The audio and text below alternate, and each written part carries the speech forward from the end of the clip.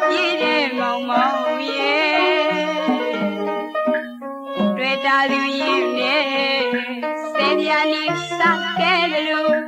ကျင်နာသူကြီးကအသေးမှ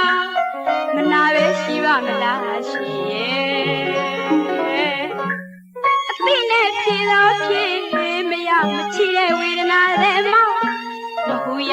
ညကဘာတွေကမိဘလေးလေးမညီမ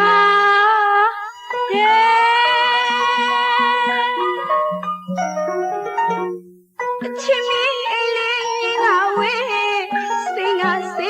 ပြေးတဲ့မောင်ရဲ့တွေ့တာသူရင်တဲ့ဆယ်ပြားနဲ့စခဲ့တယ်လို့ကျင်နာသူကြီးကအသေးမှမနာပဲရှိပါမလားရှိရဲ့အသိနဲ့ဖြေတော့ဖြေ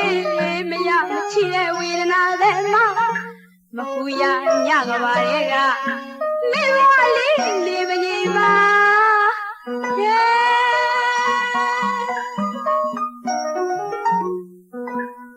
စိန်ခေါ်တဲ့ပြေရှောင်းတယ်လို့ဝေး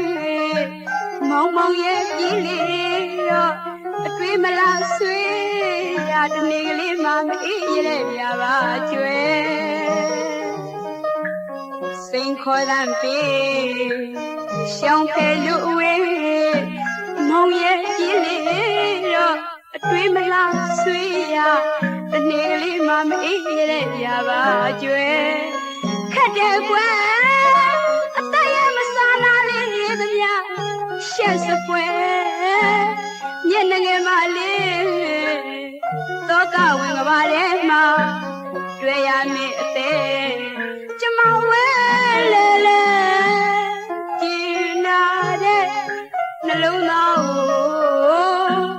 မောစကားလက်ဆောင်ပါတော့အရှုံးသမားမြတ်တောင်များမှာရည်ရည်ဥတွေခုမီတွေမခေ